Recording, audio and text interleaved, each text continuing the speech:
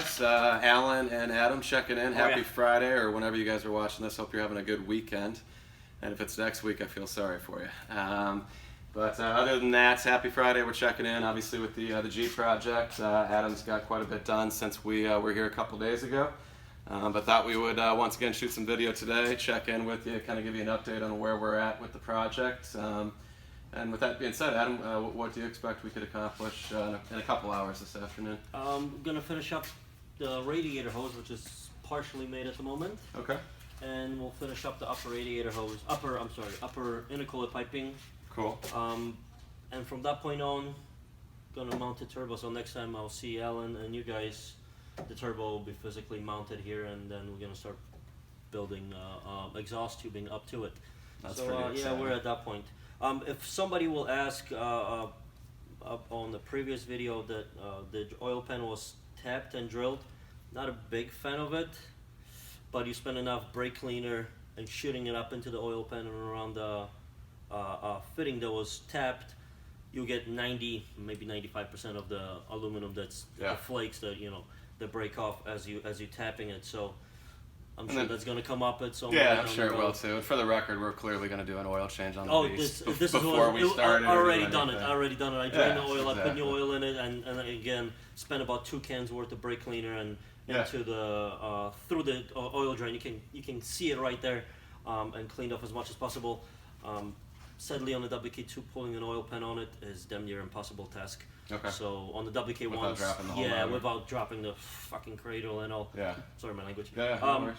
But yeah, on the WK1s, we dropped the front diff and pulled the oil pan off of it, just to weld it in, just to be done with it. But on these is and for the folks out there, the WK1 for the non-Jeep people is the first generation SRT8 Jeep. There's 2 generations of this vehicle. Yeah, 06 to 2010 ones. Yep, I own the first generation myself, and that's why I fell in love with this thing. And ended up with this one at this point. So once again, much more to come today. We are excited, and we'll check back in with you guys in a little while and do a little more time lapse with some music, since you all seem to like that. So.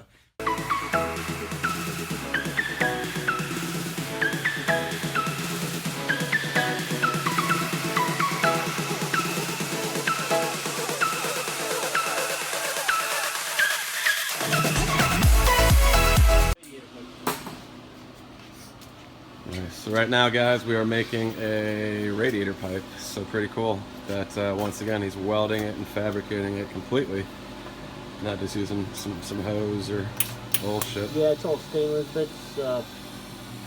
There's a lot of companies out there that use mild steel. You end up saving a couple bucks on it, but it rusts and eventually it looks like shit. Yep. So.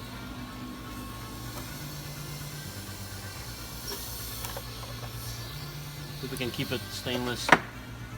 If for some reason somebody does want it polished. You're welding skills.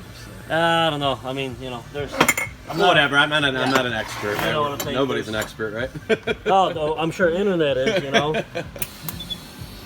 But yeah, the stuff don't crack or leak or anything like that. So.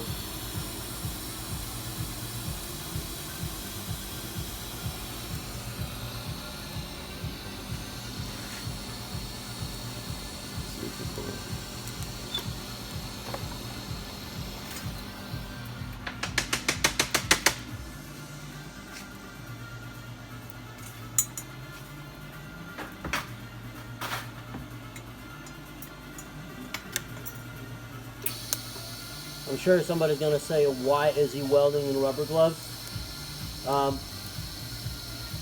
It doesn't get that as hot as one might think.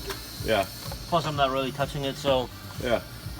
I do have them, but I just, unless it's really, really thick stuff, I choose not to use it. Personal preference. I guess at the end of the day, they are your fingers, right? Yeah, I mean, they get warm, but... You're all good? Yeah, I'm alright. Alright, y'all, so what we're doing right now, Adam's obviously just measuring everything up, sizing it up before he goes and makes some cuts, and then obviously, goes to weld it up. But basically what we're trying to do is join that nice little pipe that he just welded up right there, which looks sexy, obviously, to that bad boy right there, the hose that's going to the radiator. So it'll be obviously the upper radiator hose, but pretty cool stuff.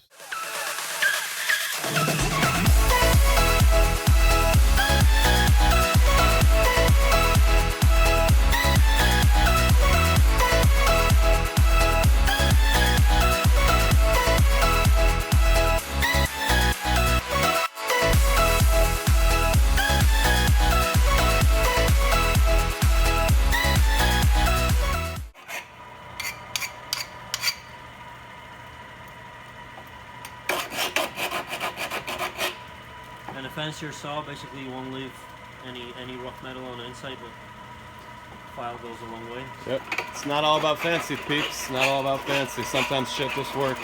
So may look old school, but A lot of kids nowadays don't want to do shit, so yeah, I know. they build these fucking fancy machines that cut it and it's ready to use. So don't mind getting a little dirty. So right now you're just deburring the edges, then, right, Adam? Exactly. So this is some of the tedious stuff that you guys don't see go into, you know, obviously a hand-built kit, Yeah, this is why such as something like this. This is why it takes, like Adam was getting ready to say, I'm sure, you know, a few weeks versus a couple days, drop it off and have it, you know, bolted on the car, tuned and ready to go. So, as you guys can see, and this is just for an upper radiator hose, keep in mind, just for the upper radiator hose. So, race car shit, boys and girls, race car shit.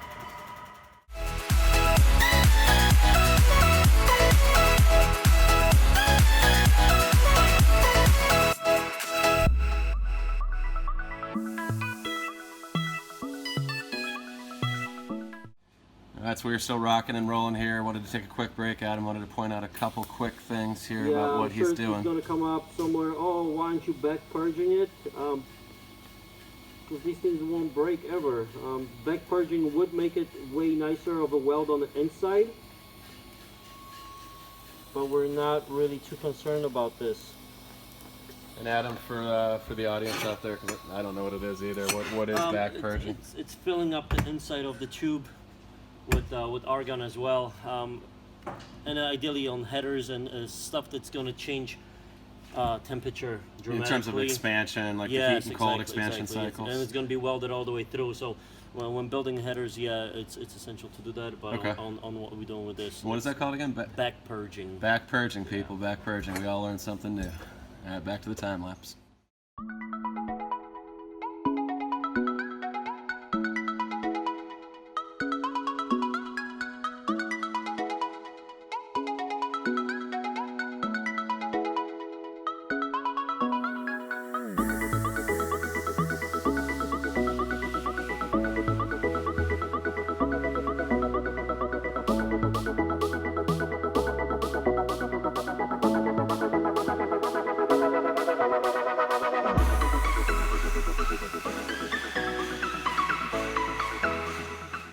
Apparently this is a bead roller, folks. Yeah, it's Oh, and I was going to ask you how you did that. Okay, because I noticed that magic, on the upper right? radiator. I was like, I didn't know if you buy sections of pipe that are already rolled like that, or if you did it. No. So pretty cool. He's actually, once again, 100% fabrication here, folks. This is actually pretty cool. So what he's doing is giving it a little bead so that way it seals properly with the Working other on my pipe. bicep. Yeah, that too. This thing, doing stainless sucks. Curls for the girls. Oh god, it takes a couple minutes and you really gotta put your elbow into it. I think. Hopefully you don't have a tennis elbow. Oh well, when I do, 10 or 15 of these coolant pipes. I would imagine. Yeah. Oh man, after about an hour of it, yeah, All right, so part one on this beautiful, glorious Friday in Chicago is complete. So once again, I know that took a matter of seconds for you guys to check out here, but pretty cool stuff that's been fabricated from the ground up out of nothing. In literally in about an hour. So pretty cool stuff. A nice welding too by that man right there. get lucky every now and then. Yep.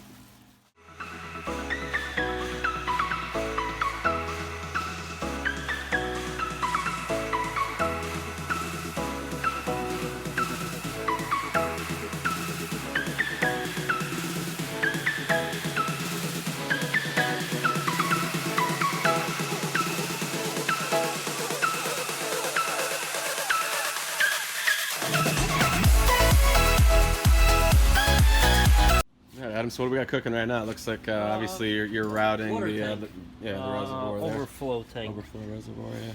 And somebody might point it out, this is out of an E-White. I was gonna say because it looks awful shiny and kind of different. Yeah, good solution. Cool.